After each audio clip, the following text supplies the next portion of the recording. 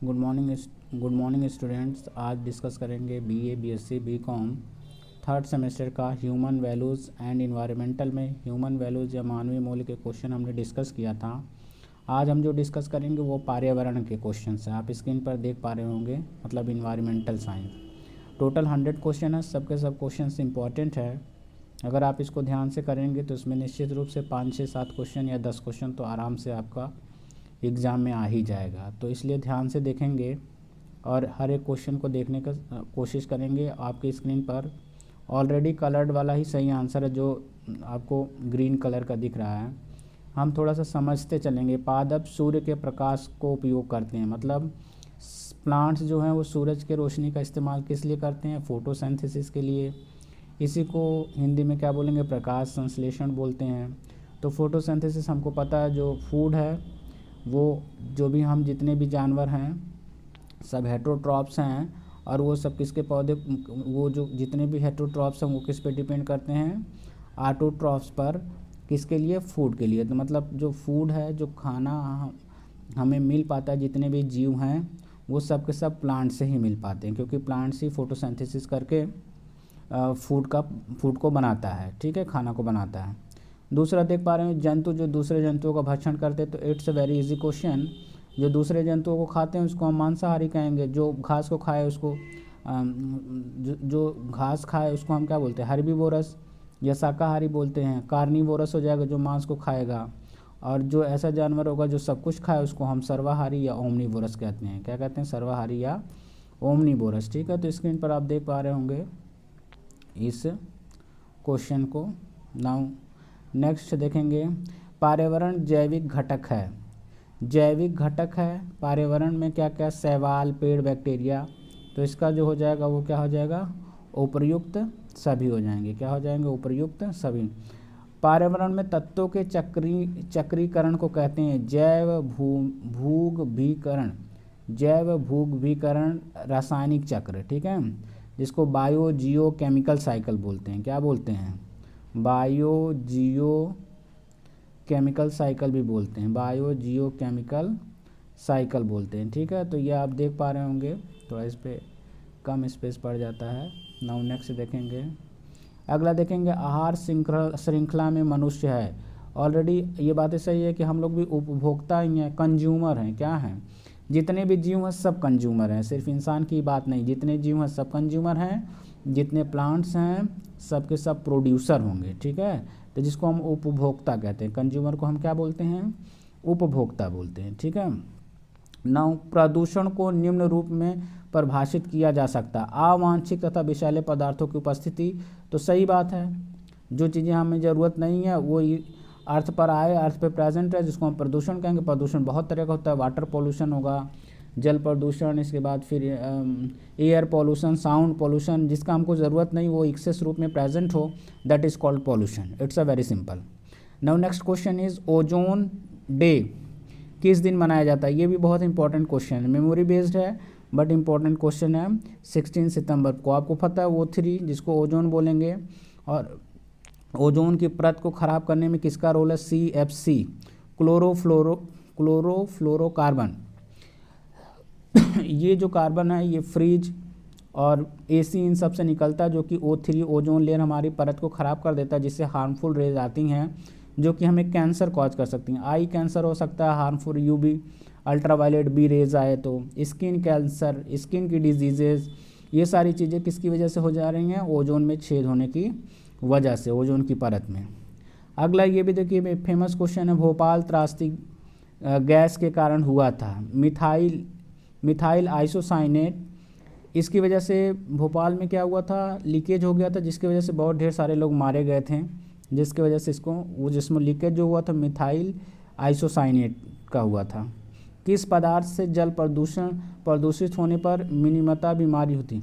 Minimata mercury होगा, कहीं पर लिखा होगा, यह लिखा हुआ मर्क्यूरी क्लोराइड, ठीक है। तो मरकरी, ठीक है, इसकी वजह से ये बीमारी होती है, जिसको मिनीमाता बीमारी कहते हैं, ठीक है। नेक्स्ट देखेंगे, जल का क्लोरीकरण, क्लोरीन पानी में डालना, इससे शुद्ध जल हो जाता है। क्या हो जाता है? जल को शुद्ध करने के लिए क्लोरीनेशन जिसको बोलते हैं, गोली आती है सफ़ेद सफ़ेद या पाउडर भी आता है क्लोरीन का। तो इसका आंसर हो जाएगा पैथोजन और कवक को मारने के लिए हम लोग किसका इस्तेमाल करते हैं, क्लोरीन का इस्तेमाल करते हैं। किसका इस्तेमाल करते हैं, क्लोरीन का, ठीक है।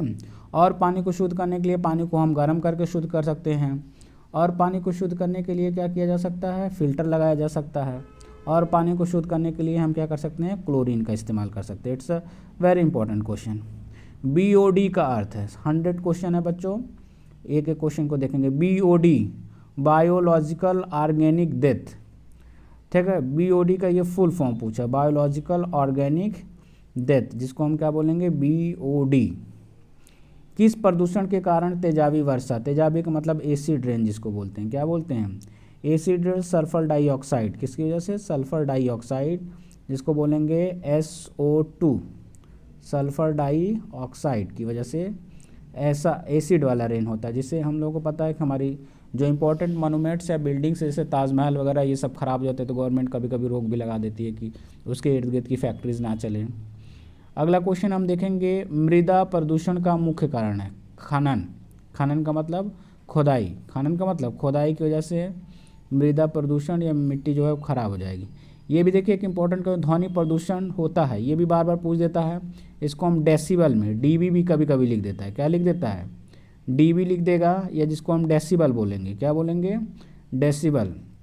ध्वनि प्रदूषण से होता है, हमको पता है जो जिनको दिक्कत होती है, हार्ट की प्रॉब्लम्स होती है, उनको ज़्यादा ध्वनि मतलब DJ उजे का साउंड उनसे दूर रखा जाता है, उनके लिए खतरा होता है। तो हम कह सकते हैं ध्वनि प्रदूषण से क्या होता है, हृदय गति में वृद्धि हो जाती है, तेज़ी से आवाज़ आएगा साउंड, तो मृत्यु होने के डर होता है। इसलिए बार बार DJ वगैरह को हॉस्पिटल के पास गवर्नमेंट्स जो अच्छी सिस्टमेटिक जहाँ पे हैं वहाँ पर अलाउ नहीं होता। हमारे यहाँ तो सब अलाउ हुआ है, दिन भर DJ ही बजता है, आप जानते ही हैं, बिना मतलब का 4 लोग उसके आगे पीछे घूमते रहेंगे, क्योंकि पता है जब जहाँ की जनसंख्या शिक्षित नहीं है वो ना खुद सही रहेगी ना दूसरे का सही सोच सकती है।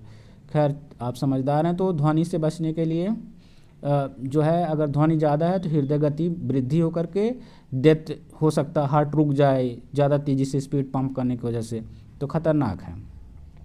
किस स्तर की ध्वनि खतरनाक ध्वनि प्रदूषण कहलाता है। अब देखिए, अब ये देखिए, अगर नॉर्मली 120 dB से अधिक हो जाए तो ज़्यादा साउंड होगा, खतरनाक साउंड कह सकते हैं, समझ गए। तो ऐसे साउंड को हम क्या कहेंगे, खतरनाक साउंड।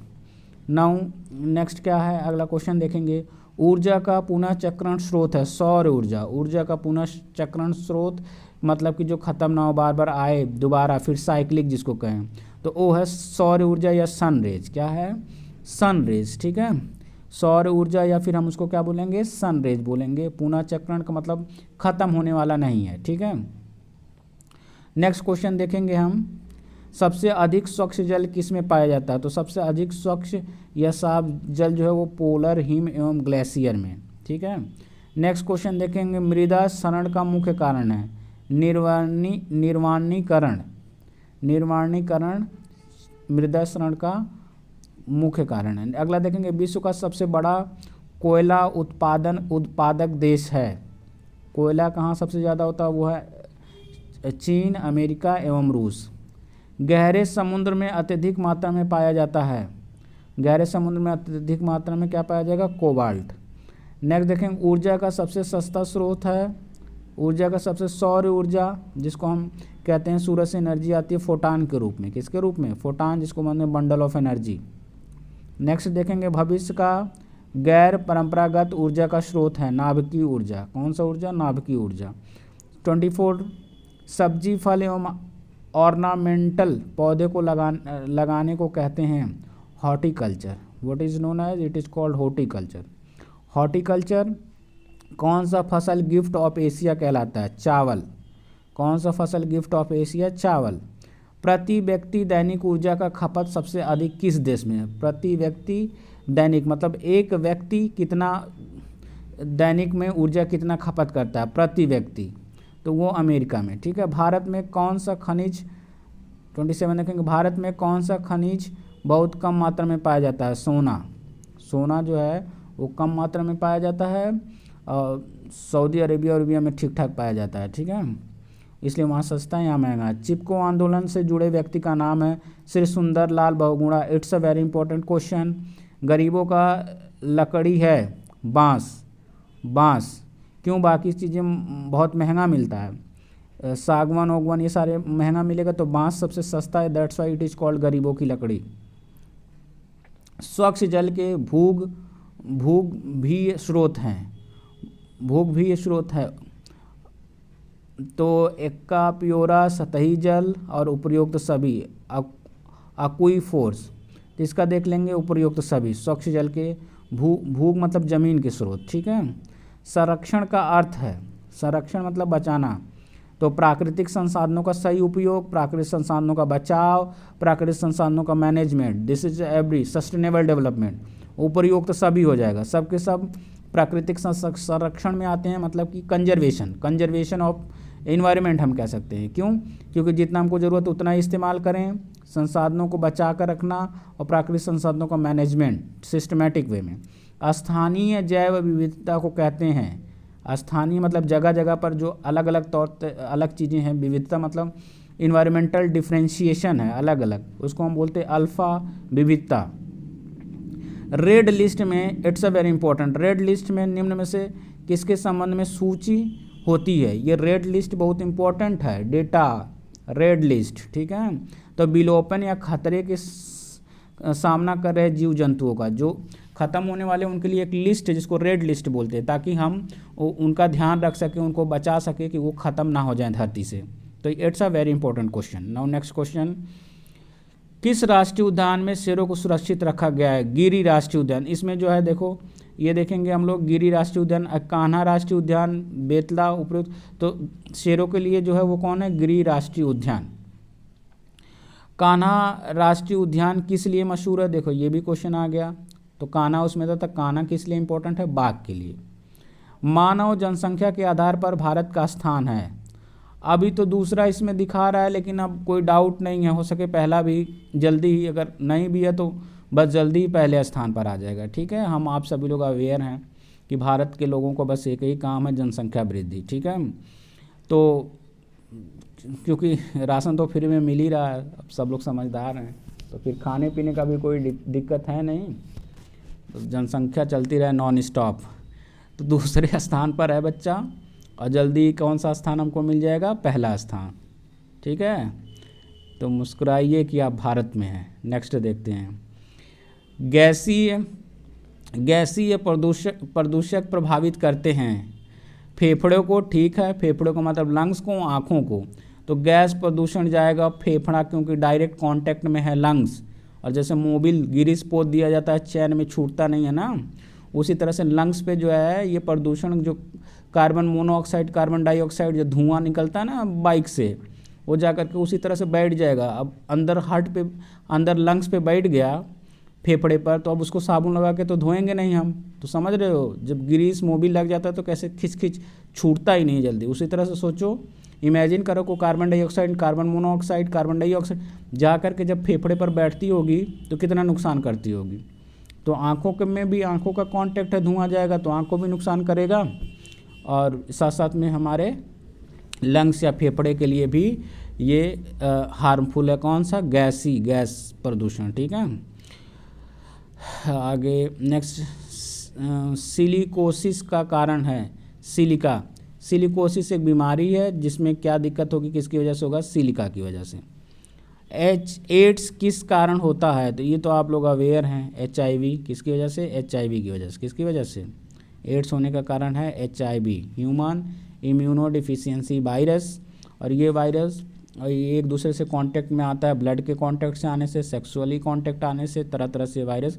इसकी बीमारी का इलाज नहीं है, आप दवा करेंगे तो कुछ दिन थोड़ा लेट, ये बीमारी ज़्यादा दिन तक इसमें इम्यून सिस्टम वीक हो जाता है। इम्यून सिस्टम, अगर आप दवाई करेंगे तो 10 साल में मरेंगे, दवाई नहीं करेंगे 5 साल में। वीकनेस, जो भी बीमारी होगी वो ठीक ही नहीं होगी, शरीर थोड़ा शरीर धीरे धीरे वीक होते चला जाएगा, कमज़ोर और ख़त्म हो जाएंगे। किसमें? एड्स के कंडीशन में।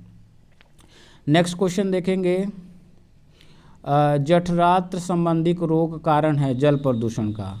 तो जल प्रदूषण की वजह से रोग जो होगा उसको हम क्या कहेंगे? जठरांत्र, ठीक है। नेक्स्ट देखेंगे, पर्यावरण में तत्वों के चक्रीकरण को कहते हैं जैव भूभागी रासायनिक चक्र, मतलब उसको अगर उस तरह से हम बोले तो इसको इंग्लिश में कहते हैं बायो जियो केमिकल साइकिल। क्या बोलेंगे? बायो जियो केमिकल, बायो जियो केमिकल साइकिल, जिसको हम बोलते हैं जैव भूभागी रासायनिक चक्र। भोपाल त्रासदी किस गैस के कारण? ये तो हमने बता दिया था, ठीक है, मीथेन आयनों। प्रदूषण है, प्रदूषण है क्या है? अच्छा, ये क्वेश्चन यहाँ तक हो चुका था।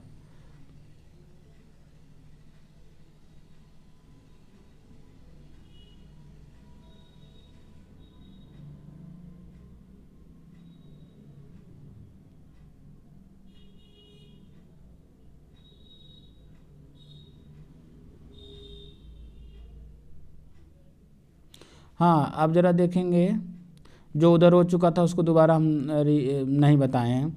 चिपको आंदोलन का आरंभ किस वर्ष में हुआ था? तो ये भी इम्पोर्टेंट क्वेश्चन है, 1970 में। एस्बेस्टस है धातु खनिज। क्या है? धातु खनिज। क्या है? धातु खनिज। नाउ नेक्स्ट देखेंगे, जीवाश्म ईंधन किसको बोलेंगे? जो पुनः जीवित ना होने वाले संसाधन को, ठीक है।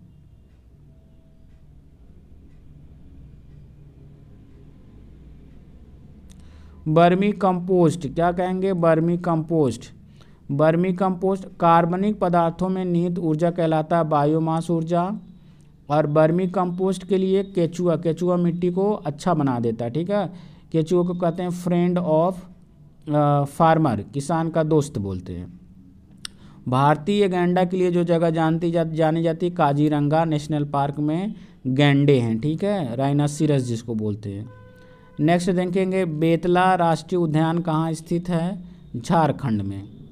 झारखंड के किस जिला में पक्षी अभयारण्य अवस्थित है बर्ड्स के लिए? तो साहेबगंज, ठीक है। नाटिलिटी सीधे निर्भर है जनसंख्या का जन्मांतर पर। नेटिलिटी बोलेंगे, देखिए हिंदी वर्ड आ जाता है थोड़ा दिक्कत हो जाती है कहीं कहीं। नेटिलिटी बोलते हैं। नेटिलिटी का मतलब जन्म दर, नेटिलिटी। मोर्टेलिटी का मतलब मृत्यु दर। एड्स का संरक्षण होता है हाथ मिलाने से, संचरण होता है, मतलब ट्रांसफ़र होगा एड्स का हाथ मिलाने से, सुरक्षित यौन संबंध से, ब एवं सा दोनों से। असुरक्षित तो मतलब हाथ मिलाने से नहीं होता है, असुरक्षित। और रक्त ट्रांसफ़र, हमने अभी ये बात कह दिया कि एड्स फैलने की वजह। विश्व जैव विविधता मतलब, अच्छा 64 फिर से देख लेते हैं, देखो कन्फ्यूजन ना हो तुम लोग को। ये देखो, इसको बोलेंगे इसकी वजह से, और रक्त ट्रांसफ़र, इसलिए ब्लेड वगैरह इंजेक्शन वगैरह चेंज कर दिया जाता है। विश्व जैव विविधता दिवस किस दिन मनाया जाता है? 23 मई को। किस दिन मनाया जाता है? 23 मई को। नेक्स्ट देखेंगे, जैविक संसाधन में सम्मिलित नहीं है। जैविक संसाधन में सम्मिलित नहीं है। वन सम्मिलित है, जीव जंतु सम्मिलित है, चारगा तो खनिज नहीं सम्मिलित है। क्या नहीं सम्मिलित? खनिज नहीं। पर्यावरण जीव के पारिस्थितिक कारकों का योग है। पर्यावरण जीव के पारिस्थितिक कारकों का योग, यह किसने कहा था? ये बात फिटिंग्स ने बोला था कि पर्यावरण और पारिस्थितिक ये दोनों आपस में एक दूसरे से जुड़े हुए हैं। उत्खनन का पर्यावरण पर क्या प्रभाव पड़ता है? उत्खनन का मतलब एक्स्ट्रा खुदाई, तो इस खुदाई करने से ये सारी चीज़ें वन वगैरह नष्ट हो जाएंगे। औद्योगिकीकरण का पर्यावरण पर क्या प्रभाव है? औद्योगिकीकरण का मतलब ये जो सारे सब बिल्डिंग्स वगैरह और सब ये चीज़ें बन रही हैं, इंफ्रास्ट्रक्चर्स वगैरह, तो इसमें वायु भी प्रदूषित हो रही, ध्वनि प्रदूषण हो रहा, जल मतलब सब प्रॉब्लम क्रिएट करे। क्या जो ये बहुत ढेर सारा हम कह सकते हैं कि सिटीज़ बनना, फैक्ट्रीज़ बनना, इन सब की वजह से नुकसान होता है, प्रदूषण फैलता है ज़्यादा।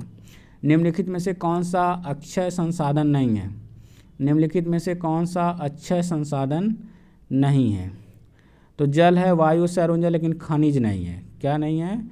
खनिज नहीं है। पानी का सर्वाधिक उपयोग होता है खेती के लिए, खेत में लोग पंप लगा के छोड़ देते हैं, सही है।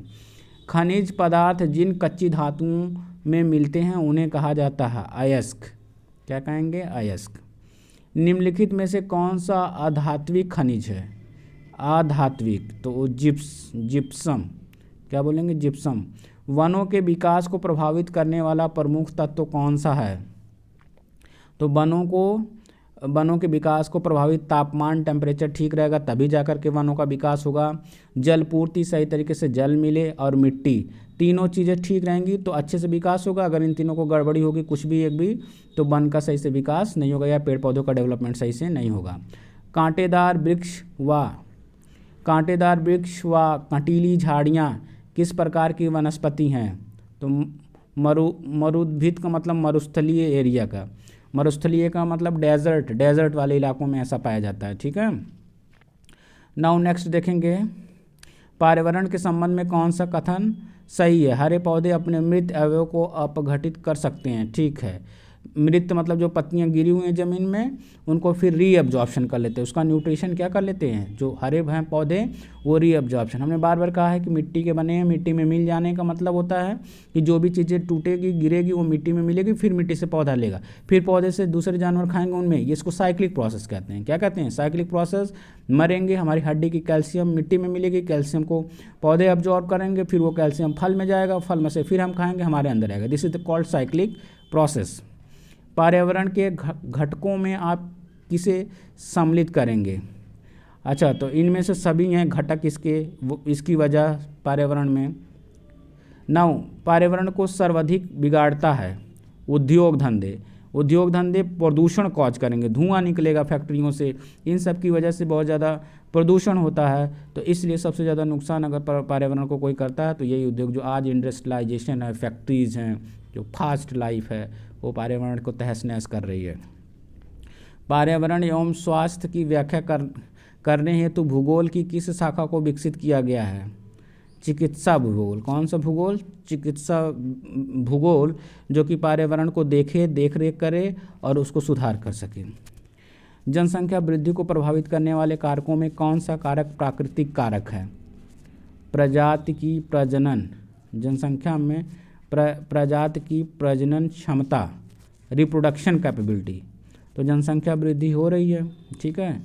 तो ये कह रहा है कि आयु, स्वास्थ्य, इन सब में पूछ रहा है कि कौन सा वृद्धि का प्रभावित करने वाले कारकों का कारक प्राकृतिक कारक है। कैसा है? प्राकृतिक, नेचुरल। तो यही है क्षमता, रिप्रोडक्शन का।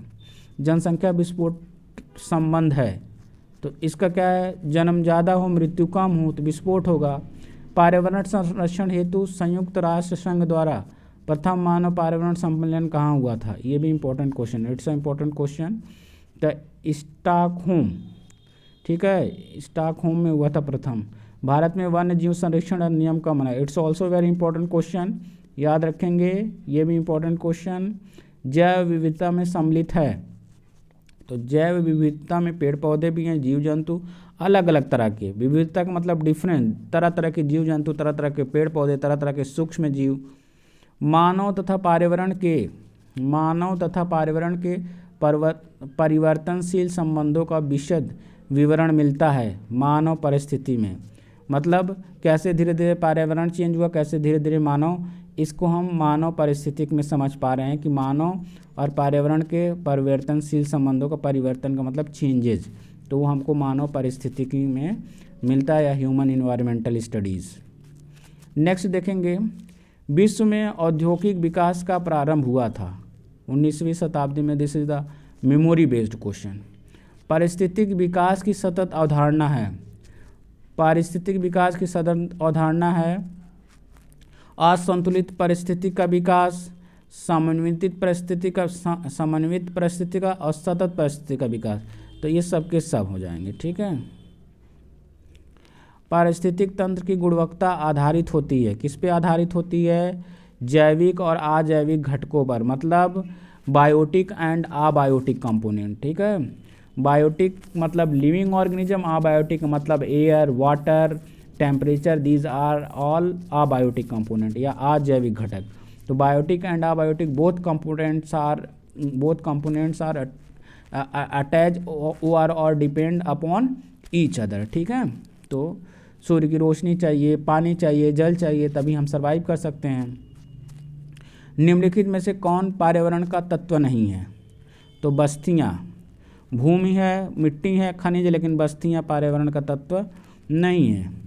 प्रभावकारी दशाओं का वह संपूर्ण योग जिसमें जिन रहते हैं कहलाता है। जिसमें पर्यावरण प्रभावकारी दशाओं का वह संपूर्ण योग जिसमें जिन रहते हैं कहलाता है पर्यावरण। जिसमें जिन रहते हैं, ये क्वेश्चन में कुछ प्रॉब्लम दिख रहा है बट ये पर्यावरण, चलो ठीक है। मानव तथा पर्यावरण के बदलते संबंधों का अध्ययन मिलता है। कहाँ में मिलेगा? मानव पारिस्थितिक में मिलेगा। कैसे कैसे धीरे धीरे ह्यूमन और पर्यावरण में बदलाव हुआ, ठीक है, इवोल्यूशन जिसको कहते हैं। भूखलन का मतलब मिट्टी का खत्म करना, खोदाई करना। सर्वाधिक प्रभाव करता है किस पे? पर्वतीय क्षेत्रों में मिट्टी या भूमि को खोदते हैं लोग, ठीक है, जिसको खोदाई करके खराब करते हैं, ठीक है, आप समझ पाए। पर्यावरण हाथ से होता है। कैसे होता है? प्राकृतिक प्रकोप से, प्राकृतिक आपदा से, पर्यावरण आघात से, इन सब की वजह से। हाथ से का मतलब नुकसान होगा बच्चा।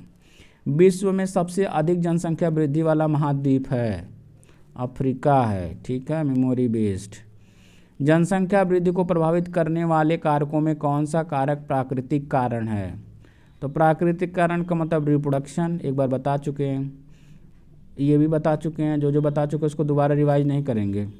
2001 के अनुसार भारत में जनसंख्या, ये भी इम्पोर्टेंट क्वेश्चन, 2000 में देश में जनसंख्या वृद्धि रही। It's also memory based question.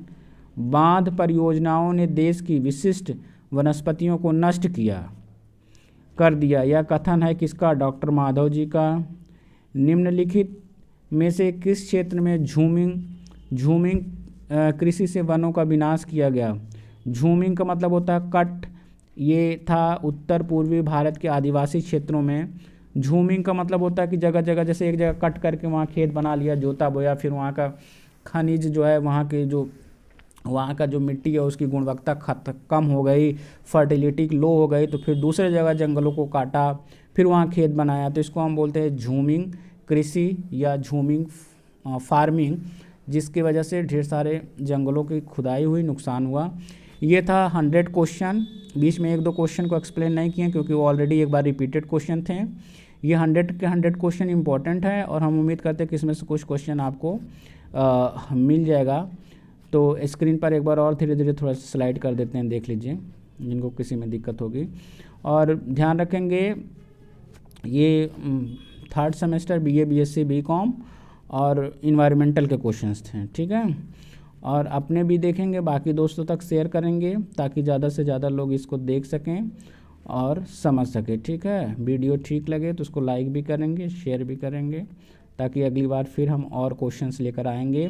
कहीं ये जो बच्चों को थोड़ा सा हिंदी में दिक्कत होगी उनको दिक्कत हो सकती है, साइंस वाले बच्चों के लिए, तो एक्चुअली फिर हम जो दूसरा पेपर लेकर आएंगे उसमें हम दोनों लैंग्वेज कोशिश करेंगे, रहे इंग्लिश भी और साथ साथ में हिंदी भी रहे।